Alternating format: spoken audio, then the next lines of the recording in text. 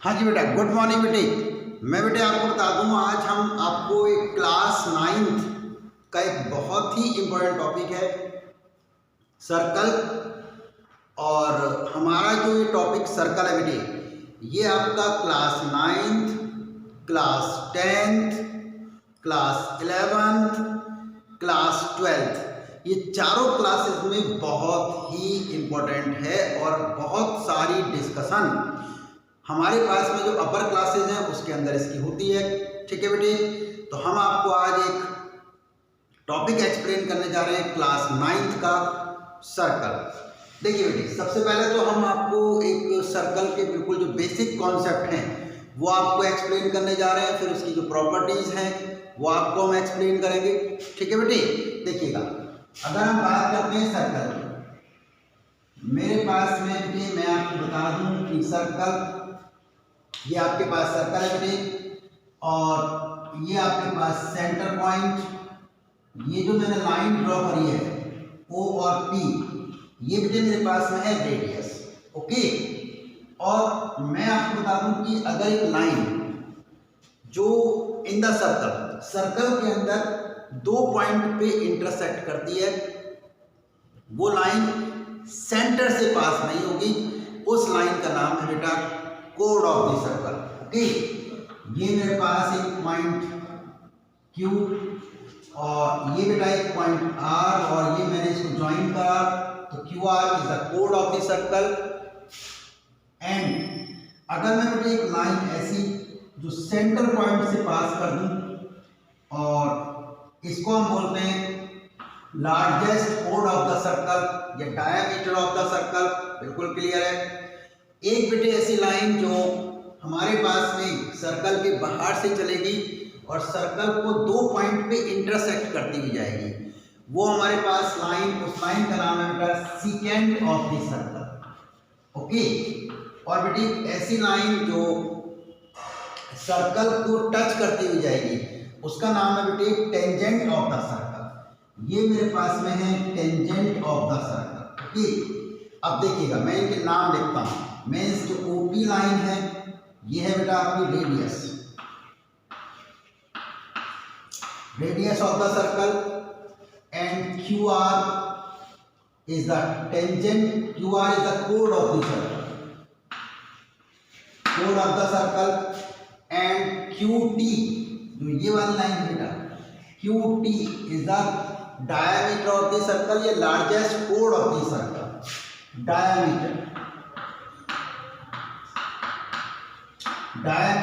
या लार्जेस्ट कोड of the circle, largest कोड ऑफ द सर्कल। ओके, और ये जो लाइन है बेटा, इस लाइन का नाम है secant of the circle, secant of the circle. और ये जो लाइन है बेटे, ये वाली last line is the tangent of the circle. तो मैं बेटे आपको बता दूं कि सबसे पहले तो हमें ये कुछ इसके जो बेसिक्स पॉइंट हैं वो मैंने आपको एक्सप्लेन करे कि हमारे पास किस लाइन का कौन सा नाम है बेटा, ये आप बिल्कुल समझ लें। देखिएगा, ये जो हमने आपके सामने लाइन ड्रॉ करी सीकेंट ऑफ द सर्कल, उसकी डेफिनेशन है बेटे कि वो आपकी मीन्स अगर हम बता दें कि सर्कल के बाहर से वो चलेगी और सर्कल को 2 पॉइंट पे इंटरसेक्ट करती हुई जाएगी, वो secant of the circle, and QT is the diameter of the circle या लार्जेस्ट कोड of the circle, and QR is the कोड ऑफ द सर्कल। ओके, अब बेटे मैं आपको इसकी कुछ डेफिनेशंस हैं जो आपको मैं एक्सप्लेन करने जा रहा हूँ, बिल्कुल सिंपल डेफिनेशन।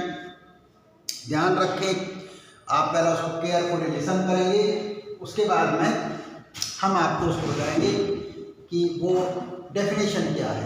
देखिए बेटा, सबसे पहली डेफिनेशन यानी कि first definition, two circle are congruent. Concentrate करें, टू सर्कल आर कॉन्ग्रुएंट। पहले तो हम कॉन्ग्रुएंट का मीनिंग समझ लें। कॉन्ग्रुएंट का मीनिंग होता है बेटे बिल्कुल एक जैसे, यानी कि जो देखने में एक जैसे लगे, उसकी लेंथ, ब्रेथ, हाइट सारी सेम होने वाली है भाई।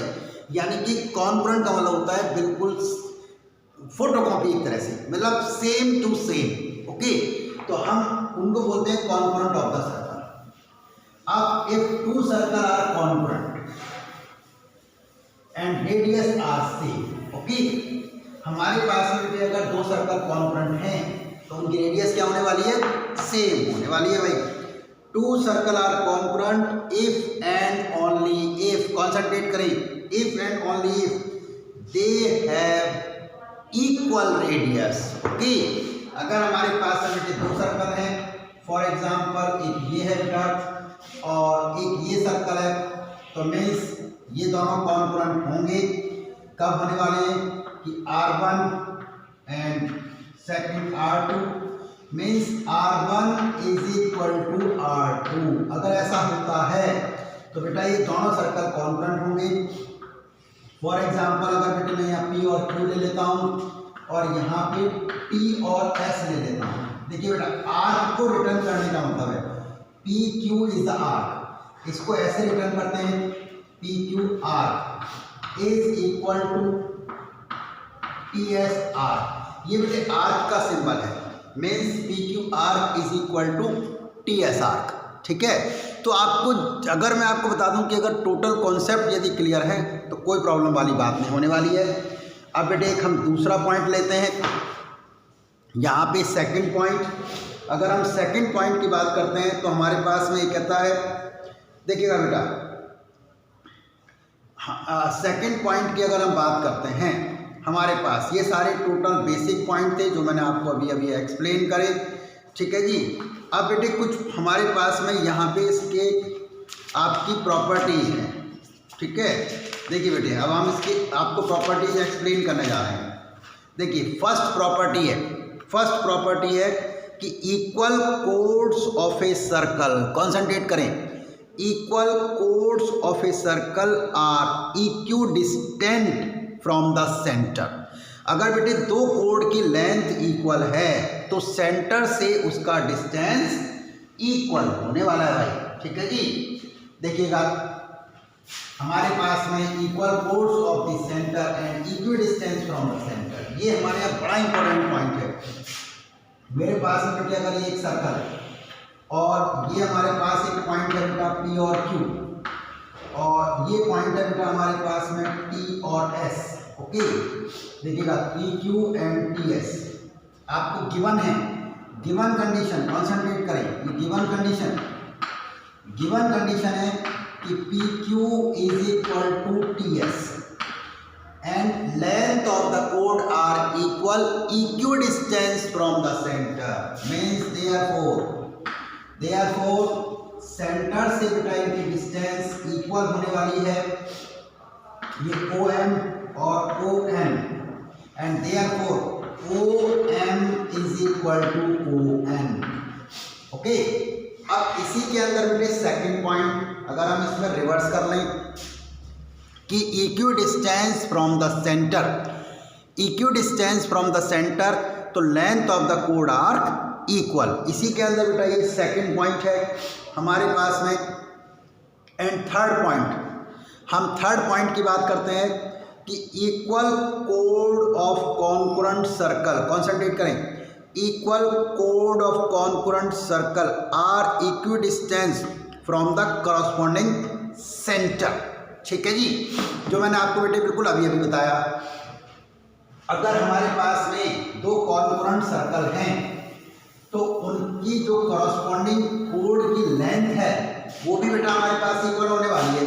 कॉन्करेंट सर्कल के बारे में बेटे हमने अभी अभी बात करी, मीन्स फॉर एग्जांपल उनकी रेडियस क्या होने वाली है बेटा, सेम होने वाली है। बिल्कुल ध्यान रखें, रेडियस सेम होने वाली है। मीन्स अगर हम बात करते हैं P और Q और T और S, तो केयरफुल लिसन, ये दोनों कॉन्करेंट सर्कल हैं।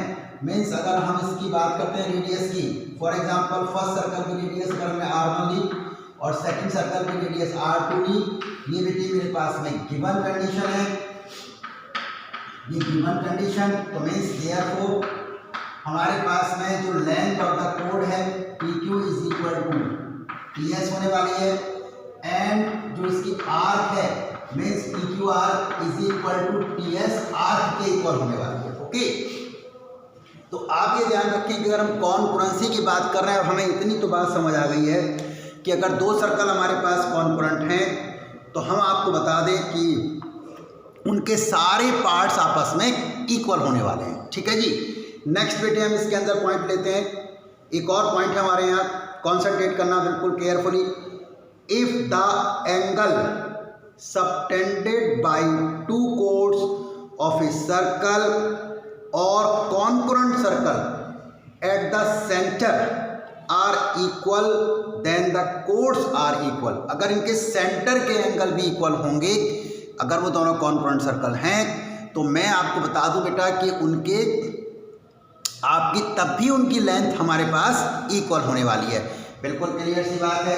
अब आप देखिएगा, अगर ये दोनों कॉन्करेंट सर्कल हैं तो हम यहाँ एंगल की अगर बात कर लें, for example angle P O Q is equal to angle T O dash और S, angle T O dash और एस। अगर बेटे ये दोनों सर्कल कॉन्करेंट हैं तो इनके जो सेंटर एंगल हैं वो भी इक्वल होने वाले हैं। अगर बेटे इनके सेंटर एंगल इक्वल है तो length of the code equal होने वाली है। ठीक है जी, ये हमारे पास में एक पॉइंट रहा। अब बेटे एक और पॉइंट है तो कॉन्सेंट्रेट करना। Any two chords of a circle, one which is greater is nearer to the centre. Okay, ये एक हमारे यहाँ पॉइंट है। अब देखिए बेटे, कुछ प्रॉपर्टीज़ हैं जो मैं आपको और एक्सप्लेन करने जा रहा हूँ, सर्कल की प्रॉपर्टीज़ हमारे यहाँ। अब हमारे यहाँ पे बेटे सबसे पहला पॉइंट है, कॉन्सेंट्रेट करना। देखिए हमारे पास में सबसे पहला पॉइंट है बेटा हमारे यहाँ, angle in the same segment. Concentrate करें, angle in the same segment of a circle are equal. Same segment की बात करें या सेम आर्क की बात करें, एक ही बात है। अब देखिए बेटे, हम आपको बता दें कि मेरे पास में एक सर्कल है, सेगमेंट, पहले आप सेगमेंट का मीनिंग समझ लें। सेगमेंट का बेटे मीनिंग होता है फॉर एग्जाम्पल लाइन, और कुछ नहीं है। मेरे पास में बेटे अगर एक सर्कल है, कॉन्सेंट्रेट करें, ये एक सर्कल और मेरे पास में इसमें एक लाइन सेगमेंट है, मीन्स फॉर एग्जाम्पल पी और क्यू। ओके, पी और क्यू बेटा एक लाइन सेगमेंट है। इस लाइन सेगमेंट पे ध्यान देना, इस लाइन सेगमेंट पे एक साइड में हम जितने भी एंगल बनाते हैं, एक साइड में जितने भी एंगल बनाते हैं वो सारे एंगल बेटे सेम होने वाले हैं। देखिएगा, फॉर एग्जाम्पल ये मैं बात करने वाला हूँ, हम कितने भी एंगल बना लें, जितना हमारा मन करे। ओके, यहाँ पे हमने बेटा एम पॉइंट ले लिया, यहाँ पे बी पॉइंट ले लिया, तो means angle M P M Q equal होने वाला है बेटा angle P T Q. Statement क्या आने वाला है आपके पास में? स्टेटमेंट देखो, आइए थोड़ा सा ध्यान दीजिएगा, स्टेटमेंट में और सेंटेंस में अंतर समझ लें। स्टेटमेंट हमारे पास बेटे फिक्स है, बट सेंटेंस हमारे पास फिक्स नहीं होता है। स्टेटमेंट आने वाला है angles in the same segment. Concentrate करें, angles in the same segment,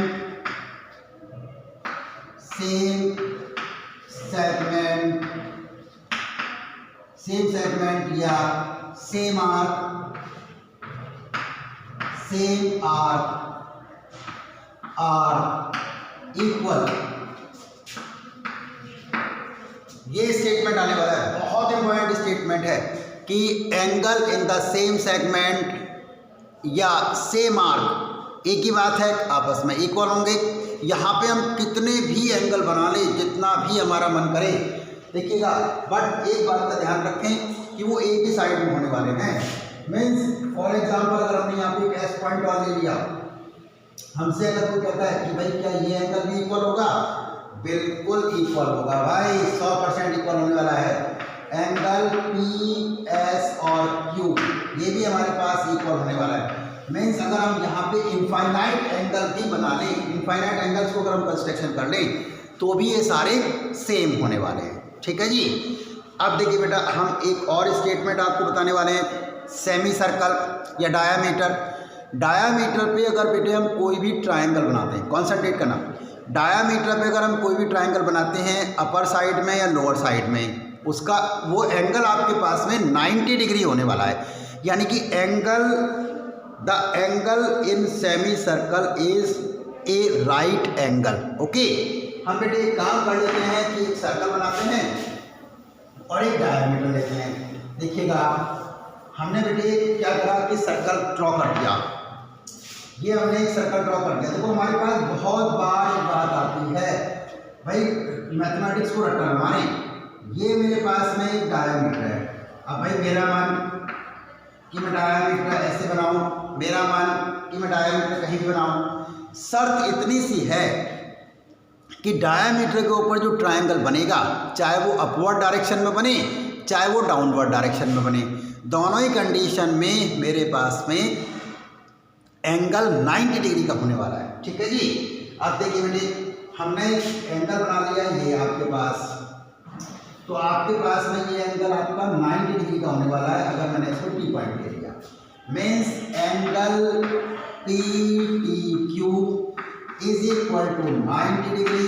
reason भाई, मैथमेटिक्स में ज्योमेट्री के अंदर लॉजिक का, रीजन का बहुत महत्व है। ठीक है जी, बहुत महत्व है भाई। The angle in a semi circle, देखिए स्टेटमेंट आएगा, the angle in a semi circle, the angle in a semi circle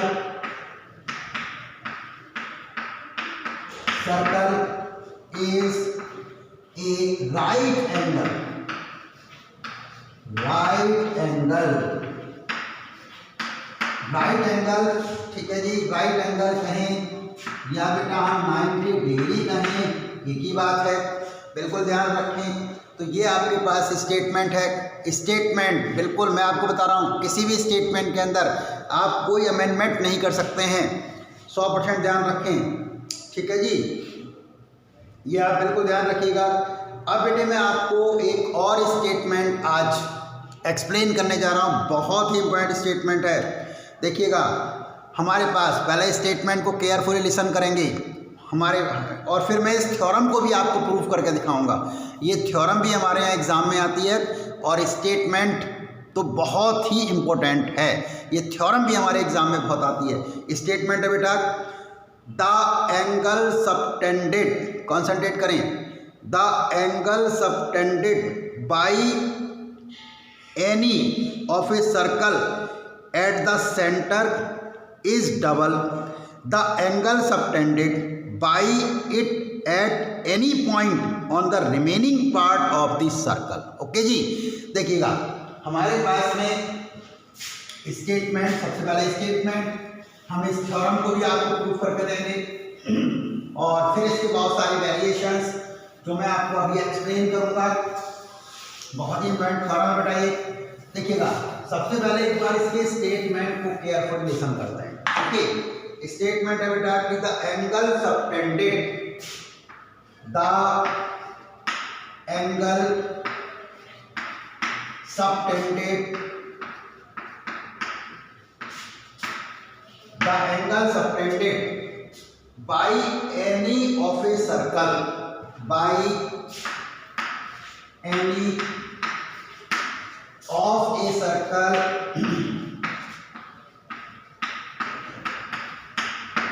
of a circle at the center, at the center, at the center is double, is double, double the angle subtended, the angle subtended, the angle subtended by it, by it at any point, at any point on the remaining part, on the remaining part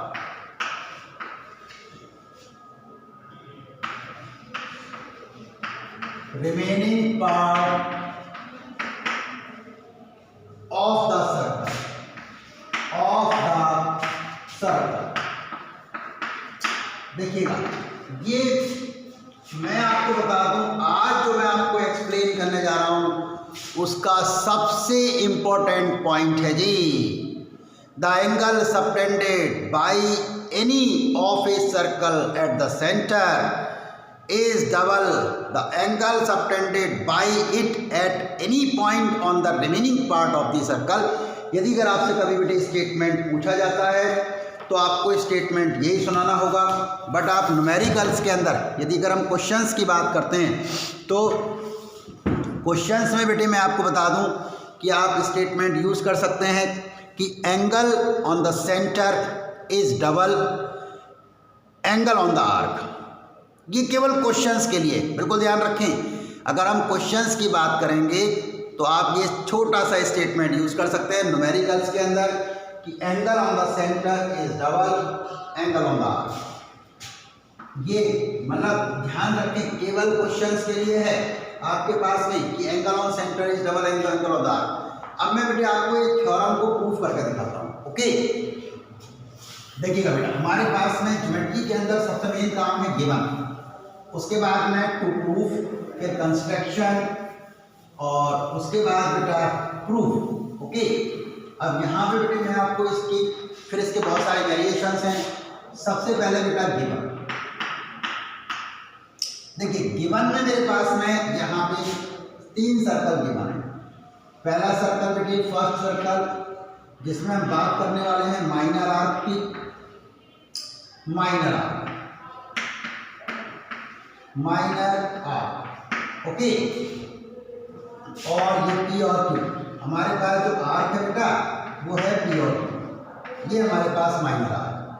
same situation, second diagram, केवल situation change करी गई, means ये मेरे पास में P और Q semi circle,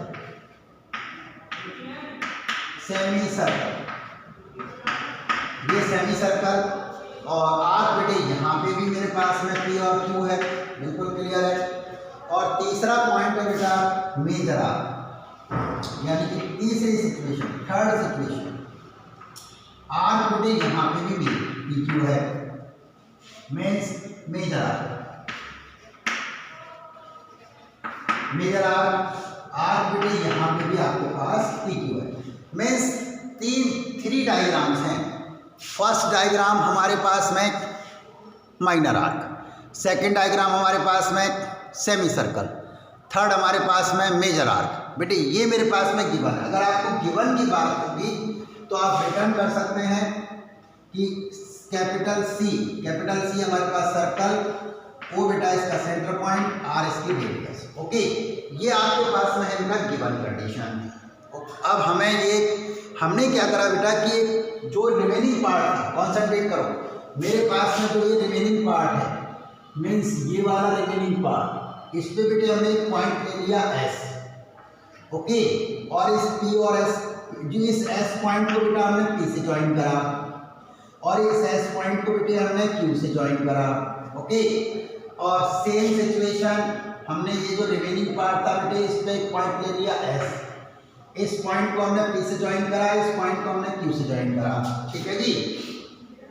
अब बेटे ये जो रिमेनिंग पार्ट था इस पे हमने एक पॉइंट ले लिया बेटा एस, और सेम सिचुएशन हमने इसको से ज्वाइन कर लिया, इसको से ज्वाइन कर लिया। अब हम आपको बता दें कि जो ये ओ सेंटर पॉइंट है, हमने बेटे यहाँ पे ओ पॉइंट लिया, ओ और एस को ज्वाइन कर लिया, और इसको हम एम पॉइंट तक लेके चले गए। ठीक है जी। अब सेम सिचुएशन बेटे यहाँ पे ये हमने O और S को ज्वाइन कर लिया, और इसको N पॉइंट तक हम लेके चले गए, ये O पॉइंट। सेम सिचुएशन, ये O और S को बेटे हमने ज्वाइन कर लिया, और N पॉइंट तक हम लेके चले गए।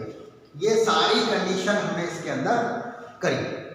अब हमें इसके अंदर बेटे ये प्रूफ करना है कि आपका जो सेंटर पे एंगल बना, मीन्स एंगल POQ, हमें बेटा इसमें ये प्रूव करना है। टू प्रूव आपके पास जो सेंटर पे एंगल बन रहा है, एंगल POQ आपका डबल है ट्वाइस एंगल PSQ।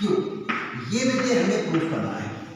ओके, ये पॉइंट हमें प्रूव करना है कि जो सेंटर पे एंगल बना है वो आपके आर्क के एंगल का डबल है। अब मैं बेटे आपको बता दूं कि यहाँ पर हम अपनी फैसिलिटी के लिए इसके अंदर कुछ पॉइंट्स ले लेते हैं, हम वो लेट कर लेते हैं। जैसे मेरे पास में बेटे जो एंगल P है, यहाँ पे मैंने लेट कर लिया एंगल 1। ओके, मैंने एंगल 1 लेट कर लिया, यहाँ पे 1 लेट कर लिया बेटा। यहाँ पे मैंने 2 पॉइंट लेट करा, यहाँ पे बेटा 3 पॉइंट, यहाँ पे 4, यहाँ पे बेटा 5 और यहाँ पे 6। ओके, 1 2 3 4 5 6 ये मैंने लेट करे। अब मेरे यहाँ बेटे एक प्रॉपर्टी थी आपकी एक्सटीरियर एंगल प्रॉपर्टी, कॉन्सेंट्रेट करें, एक्सटीरियर एंगल प्रॉपर्टी। ठीक है जी, यानी कि sum of two opposite interior angle is equal to 1 exterior angle. ठीक है, मैं आपको एक एग्जांपल देता हूँ। जैसे फॉर एग्जांपल हमने बेटे यहाँ पे कोई ट्रायंगल लिया, ठीक है जी, और इस ट्रायंगल को थोड़ा सा आगे एक्सटेंड कर दिया। ये हमने ले लिया बेटा A और ये B और ये C और ये बेटा एक T पॉइंट।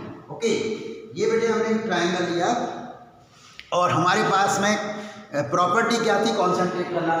प्रॉपर्टी है बेटा sum of two opposite interior angle, यानी कि ये एंगल और ये angle means angle ABC plus में angle BAC। Angle BAC is equal to angle ACT। Angle ACT means sum of two opposite interior angle is equal to 1 exterior angle. Okay, property है बेटा sum of two opposite interior angle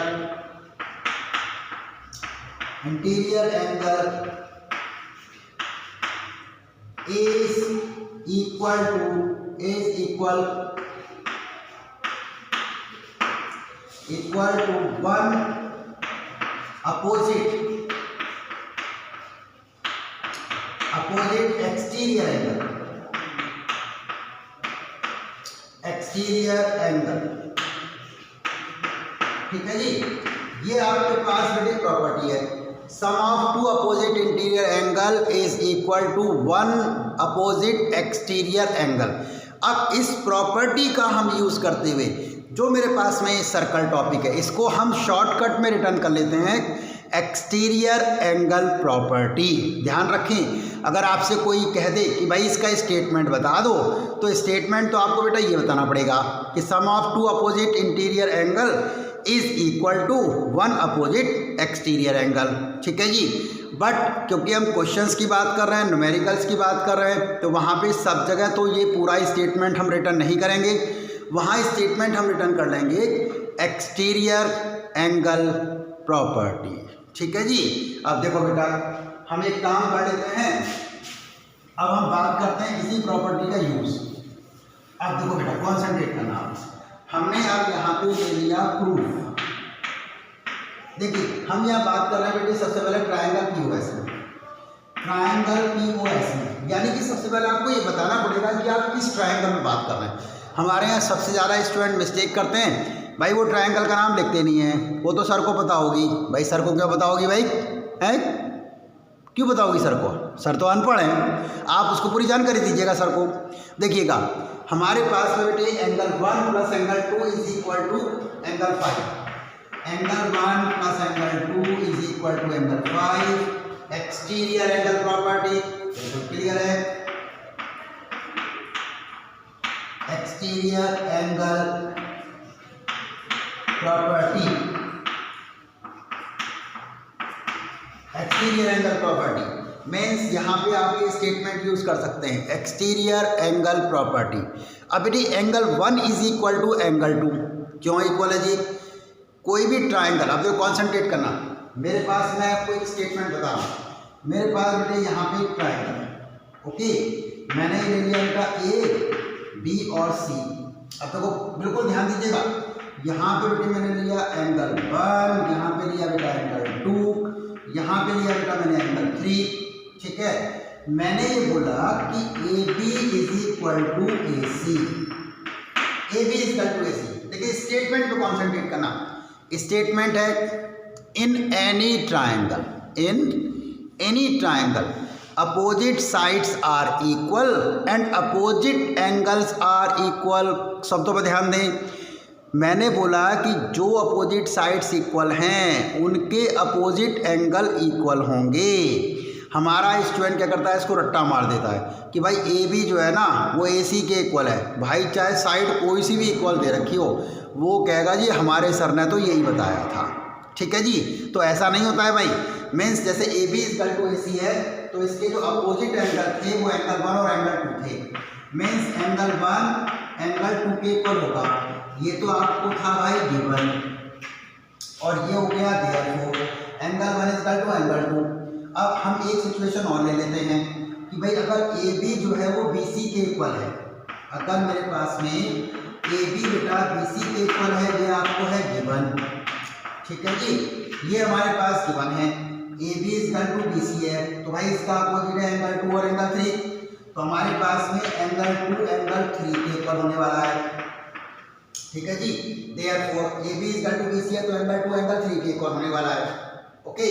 और अगर मैं ये कह देता हूँ कि जो ए सी है वो बी सी के इक्वल है, तीसरा पॉइंट, अगर ए सी बेटा जो है वो बी सी के इक्वल है तो ये मेरे पास में बेटा गिवन कंडीशन, ठीक है जी। तो अगर ए सी बेटा बी सी के इक्वल है तो ए सी का जो अपोजिट एंगल था वो 1 और 3 थे, तो means angle 1 is equal to angle 3 होने वाला है। तो आपको ध्यान रखना है कि आपको वो कॉन्सेप्ट समझना है, वो कॉन्सेप्ट समझना होगा जिसकी हम बात कर रहे हैं, ठीक है जी। हम अगर जो बात कर रहे हैं बिल्कुल ध्यान दें तो आपको वो कॉन्सेप्ट को समझने की बड़ी सख्त आवश्यकता है, ठीक है। आप बिल्कुल समझ लें कि आपके पास में जो एंगल 1 है वो एंगल 3 के इक्वल होने वाला है, ठीक है जी। तो आपको ये बात बिल्कुल क्लियर समझ आ जानी चाहिए कि इन एनी ट्राइंगल की अपोजिट साइड्स इक्वल, जो भी अपोजिट साइड्स इक्वल होंगी उनके अपोजिट एंगल्स इक्वल होने वाले हैं। तो अब हम आते हैं अपने पॉइंट पर जिस पे हम बात कर रहे थे। अब देखिएगा बेटा, हम जिस पे बात कर रहे हैं हम उस पॉइंट पे आ जाते हैं। हमारे पास में एंगल 1 एंगल 2 के इक्वल होने वाला है। Angle 1 is equal to angle 2, reason OP is equal to OS, radius of the circle OP is equal to OS, radius of the circle means ये radius of the circle है। मैं बेटे एक काम करने वाला हूँ कि जो मेरे पास में एंगल 2 है मैं उसके एंगल 1 के प्लेस पे एंगल 2 रिटर्न करूँगा। रीजन समझ लें, क्योंकि मुझे एंगल 2 की रिक्वायरमेंट है, मुझे एंगल 1 की रिक्वायरमेंट नहीं है। तो जिसकी मुझे रिक्वायरमेंट नहीं है मैं उसको भाई सब्स्टिट्यूट कर देता हूँ। तो मैं एंगल 1 के प्लेस पर एंगल 2 यहाँ पे सब्स्टिट्यूट कर देता हूँ। ये हो गया बेटा मेरे पास में एंगल 2 प्लस में angle 2 is equal to angle 5, और मैं बेटे 1 और 1 प्लस करेंगे तो twice angle 2 is equal to angle 5। ये हो गई फर्स्ट इक्वेशन। अब देखिएगा हमारे बच्चे बहुत बार एक मिस्टेक कर देते हैं, सर 2 को 2 में प्लस करेंगे तो 4 आ जाएगा। अरे मेरे भाई मैं बात कर रहा हूँ यहाँ पर किसकी, मैंने एंगल की बात करी। हमारे विद्यार्थी 2 में 2 प्लस कर देते हैं भाई, 4 ले आते हैं, ठीक है। तो इसका भी ध्यान रखें। अब बेटे हम बात करने वाले हैं ट्राइंगल QOS की, ठीक है भाई। अब देखिएगा ये हमारे पास हो गई बेटे फर्स्ट इक्वेशन। अब हम दूसरा पॉइंट बात करने वाले हैं QOS, ठीक है। ये हमारे पास फर्स्ट इक्वेशन बन चुकी है। अब बेटे हम सेकंड इक्वेशन की बात करते हैं। तो यहाँ पर सेकंड इक्वेशन हम ले लेते हैं बेटे ट्राइंगल QOS ट्राइंगल लेते हैं, और इस ट्राइंगल में बेटे मैं आपको बता दूँ सेम सिचुएशन, एंगल 3 प्लस में angle 4 is equal to angle 6, same condition, exterior angle property, exterior angle property देखिए exterior angle property same situation, कोई प्रॉब्लम वाली बात नहीं है, यानी कि means sum of two opposite interior angle is equal to one opposite exterior angle. बेटे angle 3 angle 4 के इक्वल होने वाला है, रीजन क्योंकि O S is equal to O Q है। ठीक है भाई, अब देखिएगा बेटा मेरे पास में angle 3 is equal to angle 4, reason हमारे पास में O S is equal to O Q, Q O, ठीक है, रेडियस ऑफ सर्कल। तो अपोजिट साइड इक्वल होने वाली है तो अपोजिट एंगल भी इक्वल होने वाले हैं। अब बेटे मैं एंगल 3 के प्लेस पर, एंगल 4 के प्लेस पर एंगल 3 को सब्स्टिट्यूट कर दूंगा, तो मीन्स एंगल 3 प्लस में angle 3 is equal to angle 6, तो मीन्स ट्वाइस एंगल 3। देखिए बेटा अब ये हो गया twice angle 3 is equal to angle 6, ये आपके पास हो गई सेकेंड इक्वेशन। अब बेटे हम एक काम कर लेते हैं, फर्स्ट और सेकंड इक्वेशन को प्लस कर लेते हैं। अब प्लस क्यों करेंगे ये भी लॉजिक समझ लें, क्योंकि अगर मैं एंगल पी ओ क्यू की बात करता हूँ, कॉन्सेंट्रेट करना, एंगल पी ओ क्यू की बात करता हूँ तो मेरे पास 5 और 6 को प्लस करूँगा तो पी ओ क्यू आएगा, 2 और 3 को प्लस करूँगा तो पी एस क्यू आने वाला है। ओके, मैं इसलिए प्लस कर रहा हूँ। देखो लॉजिक का पता होना बेटा बहुत जरूरी है, बिल्कुल ध्यान रखें। हम एक काम कर देते हैं बेटे कि फर्स्ट और सेकंड को प्लस कर देते हैं। हमने बेटे प्लस कर ली, देखिएगा फर्स्ट इक्वेशन प्लस में second equation, twice angle 3 plus twice angle 2 और इज इक्वल टू में हमारे पास में एंगल 5 और प्लस में बेटे एंगल 6, यहाँ से बेटा हम 2 कॉमन ले लेते हैं तो एंगल 2 प्लस में angle 3 is equal to angle 5 plus में एंगल 6। ठीक है जी, और 2 प्लस 3 के प्लेस पर क्या आने वाला है बेटा, twice angle P S Q आने वाला है, पी एस क्यू आने वाला है। 5 और 6 के प्लेस पर एंगल पी ओ क्यू आने वाला है। तो ये आपके पास बेटे हो गया प्रूफ। ठीक है जी, ये आपके पास प्रूफ हो गया कि जो सेंटर पे एंगल बनेगा वो आर्क के एंगल का डबल है। अब देखो जी हमारे ये तो हमें बेटे बात समझ आ गई। अब बहुत सारे बच्चे, अब कोई ज़रूरी थोड़ी ना है कि मैंने जो ये 3 डायग्राम बनाए हैं केवल ये 3 डायग्राम ही होंगे। भाई किसी के मन में आया बोले सर मैं तो ऐसे नहीं बनाता जैसे आपने बनाया, अब कॉन्सेंट्रेट करना, मैं आपको बहुत सारे डिफरेंट डायग्राम दिखाता हूँ। ठीक है जी, इस थ्योरम का जो कंडीशंस हैं देखिए बेटा, अब एक चाइल्ड था जिसने बोला सर मैं आपकी कॉपी पेस्ट क्यों करूं, मैं आपकी नकल क्यों करूं, मैं तो आपकी नकल नहीं करने वाला भाई। ठीक है जी, मैं तो सर ऐसे बनाने वाला हूं। कैसे बनाने वाला हूं, देखो उसने एक बेटा सर्कल बनाया, कॉन्सेंट्रेट करना, उसने बेटा एक सर्कल बनाया ऐसे करके, उसने बोला सर मैं तो आर्क जो है ना यहाँ पे लूँगा, कोई प्रॉब्लम वाली बात नहीं है, ले ले भाई। अब देख बेटा ये मेरे पास में एक सेंटर है, सबसे पहले हम इसको इसमें ज्वाइन करेंगे, ये मेरे पास में रिमेनिंग पोर्शन बचा, कॉन्सेंट्रेट करें, उसने यहाँ पे पॉइंट लिया, ये आपका P, ये Q और ये O, यहाँ पे उसने D पॉइंट लिया। शर्त क्या थी, शर्त ध्यान रखना, ये जो T पॉइंट है ये P से ज्वाइन होने वाला है और ये T पॉइंट Q से ज्वाइन होने वाला है। अगर यहाँ पे एंगल 30 डिग्री बनेगा तो यहाँ पे एंगल क्या बनने वाला है भाई, 60 डिग्री बनने वाला है, यानी कि सेंटर पे जो एंगल बनता है वो आर्क के एंगल का डबल है। एक और स्टूडेंट उसने बोला सर ये तो आपने बता दिया, मैं ये आर्क अपने तरीके से बनाऊंगा, मैं आपकी नकल नहीं करता। बिल्कुल मत करवाए।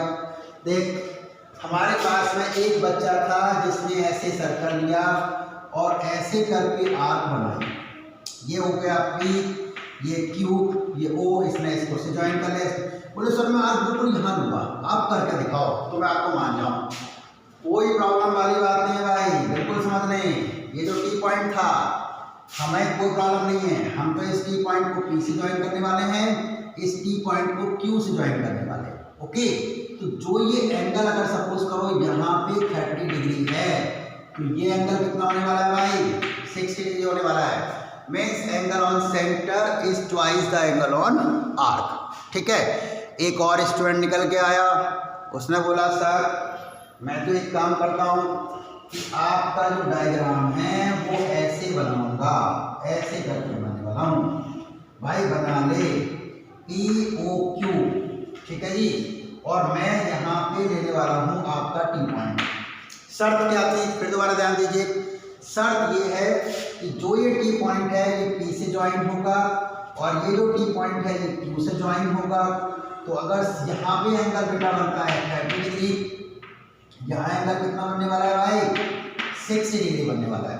मीन्स ये कंफर्म हो चुका है कि हमारे पास में एंगल POQ आपका डबल है ट्वाइस एंगल PPQ। मीन्स ये बिल्कुल फिक्स हो चुका है कि सेंटर पे जो एंगल बनेगा वो आर्क के एंगल का डबल होने वाला है। Means angle on centre is twice the angle on arc. Okay, ये आपका शॉर्टकट स्टेटमेंट है। अब सपोज कर लीजिए एक और स्टूडेंट आया, उसने बोला बेटा सर मैं तो एक और सर्कल बनाऊंगा, ठीक है, और अब की बार आर्क में थोड़ी सी छोटी लेने वाला हूँ, ठीक है जी, कोई प्रॉब्लम वाली बात नहीं है। उसने बोला भाई मैं तो सर यहाँ पे T पॉइंट लूँगा, ये आपका P और ये Q और ये O। अब सेम सिचुएशन, P और T को ज्वाइन कर लें और Q और T को ज्वाइन कर लें। यहाँ पे बेटे अगर एंगल 30 डिग्री है तो यहाँ पे एंगल कितना होने वाला है भाई, 60 डिग्री होने वाला है। मीन्स कहने का मतलब ये है बेटे मैं कितने भी सर्कल बना लूँ, इनफाइनाइट अगर मैं सर्कल बना लूँ तो भी मेरे पास में क्या होने वाला है कि angle on centre is twice the angle on arc होने वाला है। ओके, मेरे यहाँ बेटे एक स्टेटमेंट, एक और वर्ड आता है, एक आता है क्वाड्रिलेटरल। शब्दों पर ध्यान देना बेटे, एक मेरे यहाँ वर्ड आता है क्वाड्रिलेटरल और एक बेटे मेरे यहाँ वर्ड आता है साइक्लिक क्वाड्रिलेटरल। दोनों में अंतर है। क्वाड्रिलेटरल का मतलब होता है बेटे कि अगर जिसमें 4 साइड ज्वाइन ईच अदर, यानी कि जो चारों साइड्स हैं अगर वो एक दूसरे पे ज्वाइन करती हैं तो वो क्वाड्रिलेटरल है। और हमारे यहाँ एक वर्ड होता है हमारे यहाँ साइक्लिक क्वाड्रिलेटरल। अगर मैं साइक्लिक क्वाड्रिलेटरल की बात करता हूँ तो उसकी डेफिनेशन है कि all the 4 points lie on the circle is called the cyclic quadrilateral. ठीक है जी, हमारे यहाँ एक थ्योरम और हमारे एग्जाम में आती है, वो भी मैं अभी आपको एक्सप्लेन करने जा रहा हूँ। सबसे पहले एक बार शब्दों को समझ लेते हैं, क्वाड्रिलेटरल और साइक्लिक क्वाड्रिलेटरल। ठीक है जी, देखिए बेटे हमारे पास में अब एक वर्ड है साइक्लिक क्वाड्रिलेटरल, यानी कि means all the 4 points lie on the circle, यानी कि सर्कल के सारे पॉइंट अगर उस पर लाई करते हैं तो वो साइक्लिक क्वाड्रिलेटरल है। एक और थ्योरम बेटे हमारे यहाँ गिवन एक बेटे आपके पास में है सर्कल। ओके, ये आपके पास एक सर्कल है और इसके अंदर बेटे आपका है साइक्लिक क्वाड्रिलेटरल। ये आपके पास में है बेटा साइक्लिक क्वाड्रिलेटरल।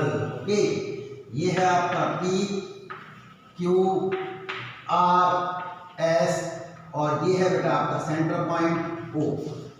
ये है आपका साइक्लिक क्वाड्रिलेटरल। साइक्लिक क्वाड्रिलेटरल की डेफिनेशन है कि all the 4 points lie on the circle. Okay, अब गिवन में क्या है हमारे पास में एक सर्कल है जिसका आपके पास सेंटर पॉइंट O और रेडियस है। ओके, हमें ये प्रूफ करना है, हमें ये प्रूफ करना है बेटा कि एंगल P प्लस में angle R is equal to 180 degree या angle S plus angle Q is equal to 180 degree. Means cyclic quadrilateral के अपोजिट एंगल का सम 180 डिग्री होता है, ऐसा हमें प्रूफ करना है। ठीक है जी, कर देते हैं। अभी बेटे जो हमने थ्योरम करी उसी थ्योरम का यहाँ पे यूज करते हुए इस थ्योरम को हम प्रूफ करेंगे। ठीक है, अब देखिए बेटा हम यहाँ पे प्रूफ की बात करते हैं। हमारे यहाँ सबसे ज़्यादा मिस्टेक हमारे जो स्टूडेंट करते हैं हम उसकी बात बता देंगे आपको। अभी बिल्कुल ध्यान दें, आर्क, देखो यहाँ पे आर्क मेन है। मैंने आपको बताया कि जो भी आपकी आर्क लोगे उसके जो अपोजिट वाला एंगल है वो आपका सेंटर का डबल होने वाला है। मैंने बेटे सबसे पहले बात करी SPQ आर्क की। कॉन्सेंट्रेट करो बेटा, मैंने आपकी सबसे पहले बात करी है जो आर्क है आपकी SP और Q। मैं इस आर्क की बात कर रहा हूँ, SPQ आर्क की मैं बात कर रहा हूँ। तो आप आर्क जरूर लिखें, यहाँ पे आर्क बहुत मेन है। तो मेरे पास मैंने जो बात करी है वो SPQ आर्क की बात करी है। तो मीन्स एंगल SOQ, कॉन्सेंट्रेट करें, angle SOQ is double twice angle R। Reason, statement क्या आएगा, angle on centre, angle on centre is twice the angle on R, angle on R। यानी कि जो आपका आर्क का एंगल है, सेंटर का जो एंगल है बेटे, वो आर्क के एंगल का डबल होने वाला है। ओके, ये बेटे हमने ले ली फर्स्ट इक्वेशन। अब हम यहाँ पे बात करने वाले हैं कौन से वाले आर्क की, SRQ। ठीक है जी, हम यहाँ पे दूसरी वाली आर्क कौन सी बेटा, SRQ। इस आर्क की हम बात कर रहे हैं। ठीक है जी, same situation, angle SOQ, angle SOQ is twice the angle P, twice angle P। Same statement, ये आपके पास हो गई बेटा सेकंड इक्वेशन, ये आपके पास first, second equation, same statement. मैंने जो ये दो सिंबल बनाए हैं, इसका मतलब है कि मैं सेम स्टेटमेंट की बात कर रहा हूँ। ठीक है जी, सेकंड इक्वेशन जो ये मैंने दोनों सिंबल बनाए, मैं सेम स्टेटमेंट की बात कर रहा हूँ, angle on centre twice angle on arc. अब बेटे हम फर्स्ट और सेकंड इक्वेशन को प्लस कर लेते हैं। ठीक है जी, हमने बेटे यहाँ पे फर्स्ट और सेकंड इक्वेशन को कर लिया प्लस, फर्स्ट इक्वेशन प्लस में second equation, angle SOQ plus में angle SOQ is equal to में बेटा ट्वाइस एंगल P और प्लस में ट्वाइस एंगल R। ठीक है जी, अब आप ये ध्यान रखें, मैंने ये SOQ और SOQ, यहाँ कंफ्यूजन होने की जरूरत नहीं है। आर्क बहुत मेन थी, सबसे पहले मैंने आर्क बात करी SPQ, फिर मैंने बात आर्क करी बेटा SRQ। ओके, अब आप ये ध्यान दीजिएगा बेटा, ये टोटल जो सर्कल था, ये टोटल सर्कल कितने डिग्री का होता है भाई, 360 डिग्री का होता है भाई। टोटल जो सर्कल है वो आपके पास कितने डिग्री का होता है बेटा, 360 डिग्री का। ठीक है भाई, हमने यहाँ पे रिटर्न कर दिया, ये आपका हो गया बेटा 360 degree is equal to 2 common angle P plus में एंगल R। ओके, तो हमारे पास में मैं आपको बता दूं बेटा कि angle P plus angle R, angle P plus में angle R is equal to आपके पास हो जाएगा 180 डिग्री। अगर हम 360 को 2 से डिवाइड करते हैं तो आपके पास कितना हो गया, 180 डिग्री। इसी टाइप से सेम हम बेटे एंगल S, इसी टाइप से सेम एंगल S प्लस में angle Q is equal to भी आपके पास 180 डिग्री हो सकता है। ठीक है जी, तो आप ये बेटे एक बात समझ लीजिएगा कि मैं आपको बता दूं कि ये मेरे पास में जो मैंने आपको अभी एक्सप्लेन करा, ये कंप्लीट सर्कल, यानी कि अगर आप सर्कल चैप्टर की बात करें तो कंप्लीट सर्कल का ये कॉन्सेप्ट है। इसके अलावा कोई कॉन्सेप्ट हमारा सर्कल चैप्टर में नहीं है। आपको मैं नेक्स्ट वीडियो के अंदर या नेक्स्ट क्लास के अंदर आपको मैं बहुत सारे इसके जो हमारे सर्कल के डिफरेंट क्वेश्चंस हैं या आपके जो और टेक्निकल क्वेश्चंस हैं, higher order thinking skill questions, वो मैं आपको एक्सप्लेन करूँगा। मैं बार बार बोल रहा हूँ कि अगर आपको कोई भी कॉम्पिटिटिव एग्ज़ाम या एंट्रेंस एग्ज़ाम क्लियर करना है तो आप निश्चित रूप से NCERT और NCERT एग्जाम्पलर दोनों बुक, NCERT और NCERT एग्जाम्पलर कंपलसरी करें इनिशियल। उसके बाद में जो भी आपका मन करे, RD शर्मा, RS अग्रवाल, जो भी आप वो करना चाहें आपकी चॉइस है। आप मैक्सिमम से मैक्सिमम मल्टीपल चॉइस क्वेश्चंस या कॉन्सेप्ट को क्लियर करने का प्रयास करें। ओके, तो हम नेक्स्ट क्लास के अंदर इसके जो higher order thinking skill questions हैं या बेसिक्स क्वेश्चन है वो आपको एक्सप्लेन करेंगे। Thank you very much.